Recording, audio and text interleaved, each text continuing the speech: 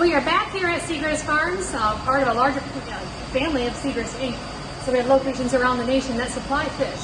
What's going on right now is something that's happening just in Florida, but this has also resonated with several other states and legislation that does pass with other states, such as Michigan, which we'll touch on next. So I'm Shelby Stensrud, brand manager here at Seagrass Inc. You guys know Miss Sandy Moore. Sandy Moore, president of Seagrass Inc. Great to see you guys. All right. So we're going to cover a few topics about a blacklist and whitelist, what's going on next week. So this is a public hearing for the tag meetings for the FWC for you to listen in starting at 8:30 on Thursday. Sandy, I know you'll be there. I'll be there. I'm preparing my testimony today. So in this video, we're going to touch on a few of those things, why we're down there, why we're doing what we're doing, how we're working with this legislation so we can continue to pass these laws so both the aquarium industry can thrive as well as protecting our waterways. I've been a part of the technical assistance group for FWC since its inception over 2 years ago, representing the pet industry as a whole. Since the TAG, the technical assistance group, was started, we're working on how to improve or change the current regulations for non-native injurious species. And in that time, the group overall has been supportive of an approach called a blacklist, where we support animals that are injurious to the state of Florida being either prohibited or only allowed on a conditional permit only.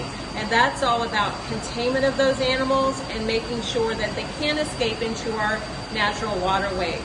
So for an example, stingrays are part of freshwater stingrays are part of a conditional species permits, and we hold stingrays in this hallway where they cannot reach the natural waterways. We can hold them here and export them out of the state only. They don't issue those permits to home hobbyists.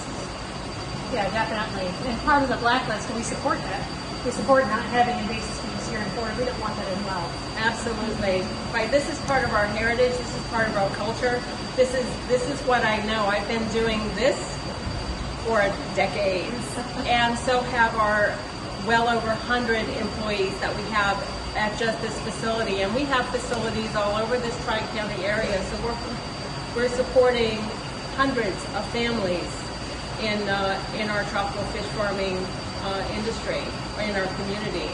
So unfortunately, what is going to be introduced next week is an alternative approach called a whitelist, which is a list of what animals are allowed versus what animals are disallowed.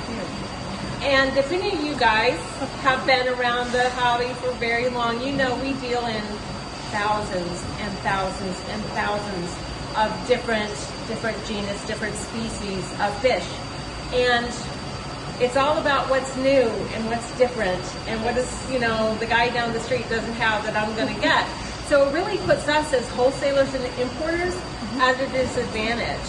We would have to, if the animal wasn't on the list of allowable species, we would have to pay to have a risk screening assessment done. And that could take anywhere from 6 months to a year before we would be allowed to possess those animals, and at a cost of maybe $10,000 per species. So, as you could imagine, it's a non-starter, especially if nobody's ever seen the fish before, and it's a little Hyphesibrython, and maybe there's 100 of them introduced into the country in a year. Those fish aren't going to go to Florida. They're just going to go to our competitors in New York or California or in Illinois. Yeah. So it can be quite a challenge. So the blacklist versus the whitelist, we really want to work closely with FWC and partner with that, because we all win when we don't have invasive species out in our waterways, but have the animals we do want to have in our industry safely. That's right. And we think as being, some of the experts of fish, we've dealt with a few fish in our lives and kind of know a little bit about fish. We think we could be a lot more helpful to FWC by working with them to identify species that really are of concern to our great state, and listing those and teaching the inspectors and the enforcement agency how to identify those animals, so we make sure that they don't reach our natural waterways and become invasive. Definitely. I think it's a really good point. Identification can be challenging. Historically, we have 30,000 varieties of animals we have here in That's Shore right. State. That's right. Right. And you know, our quality assurance department, the minimum time to be trained on for that particular position is about 10 years, because they have to know about 4,000 different animals visually without them being labeled. And so you can imagine if you were an enforcement agent trying to identify not just fish, right?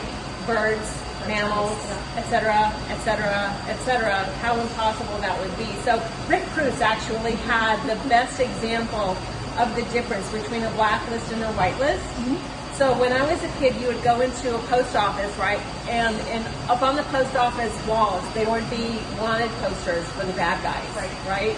And so any citizen of the town could go into the post office and easily identify who is not supposed to be there and call when they need help because somebody's entered the town that shouldn't be there because they're wanted, right? Alternatively, a whitelist would make you print up pictures of all of the town citizens so you recognize them, and so then you would have to be able to discern who's supposed to be there, who the only allowable people there. So, right, thousands or millions of people versus in Florida there are approximately 250 species or something like that that currently are restricted or prohibited.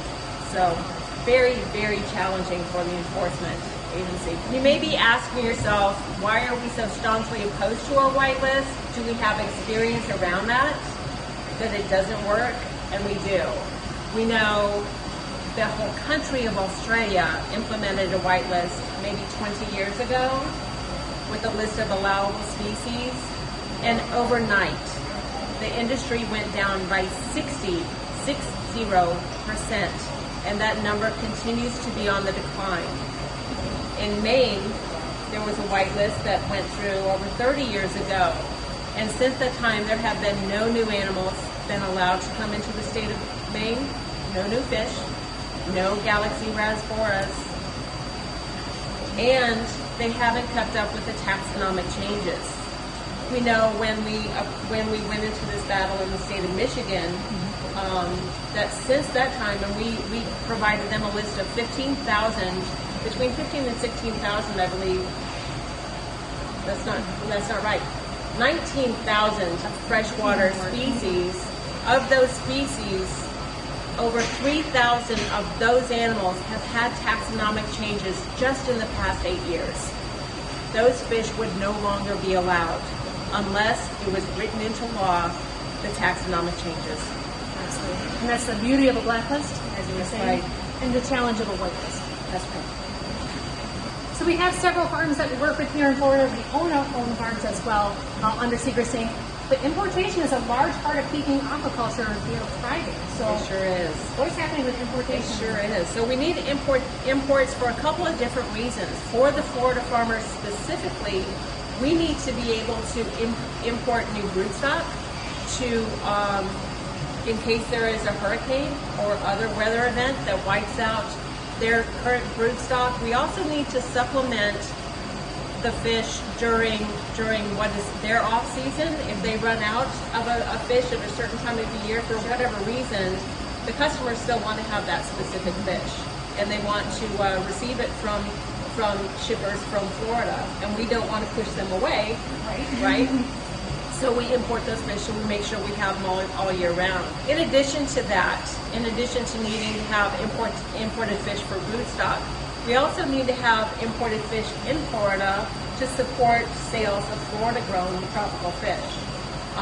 If we force our customers to go out of Florida to get these imported fish, chances are they're gonna buy those fish that are typically grown in Florida from other states or from other countries.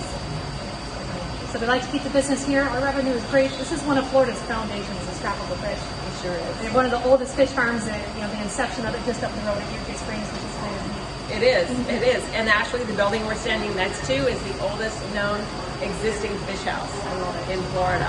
It's been here for a very long time. Before it was Segrist, it was Ellsbury's, back to the 40s, as I recall. There you go. So it's deeply rooted in our history, and part of what we do is we want to protect our ecosystems. We're very invested in the Florida state and our waterways.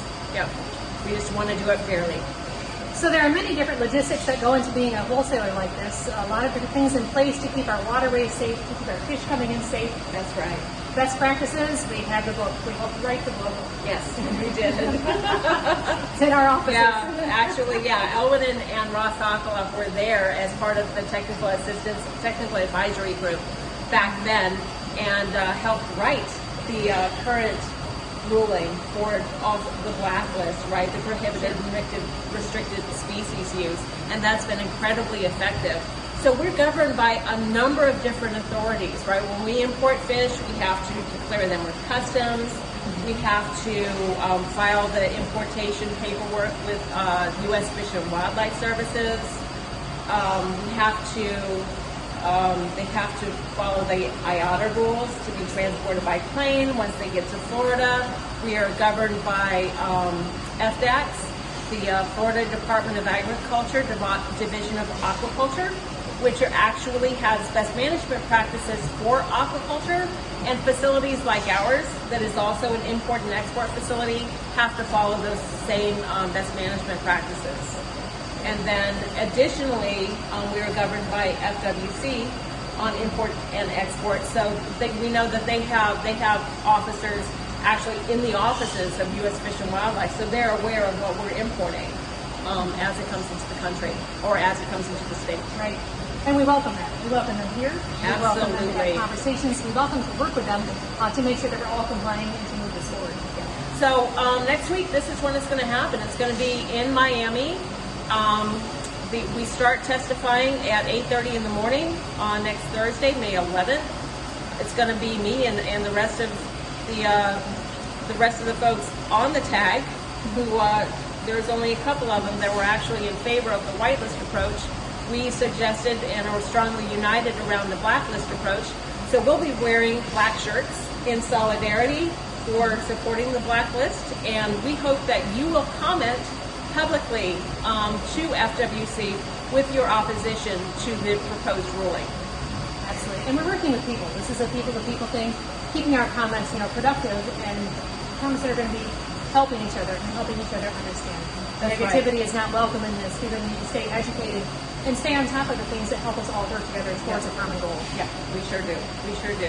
So we appreciate your support. We appreciate your support over the many, many, many years that we've been in business, and for my kids and for your kids and for your kids. Mm-hmm. All right, folks. Well, thank you very much. Stay posted at what we're doing. You can certainly see things like Habitatitude and PAN.